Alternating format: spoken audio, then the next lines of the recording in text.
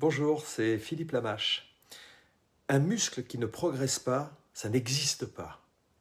C'est récurrent, on entend toujours parler de muscles récalcitrants. C'est acté dans la conscience collective, nous serions donc doués pour développer certaines parties de notre corps, mais pas d'autres. Les mollets, par exemple, reviennent souvent sur le tapis comme étant les muscles que l'on aurait à la naissance, une sorte de le gène du mollet, ou que l'on n'aura jamais. Effectivement, il y a des cas dont les jumeaux sont placés assez haut, proche du creux poplité, une forme plutôt défavorable pour obtenir un développement complet. Mais l'exception n'est pas la règle, et beaucoup se retranchent derrière l'excuse magistrale de la génétique.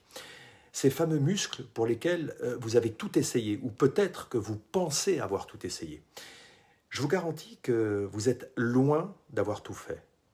Je pratique la musculation depuis plus de 40 ans, je coach depuis plus de 35 ans. J'ai préparé des dizaines et des dizaines de compétiteurs et de nombreux athlètes amateurs et professionnels dans des disciplines telles que la boxe, le football, le rugby, le vélo, etc., etc.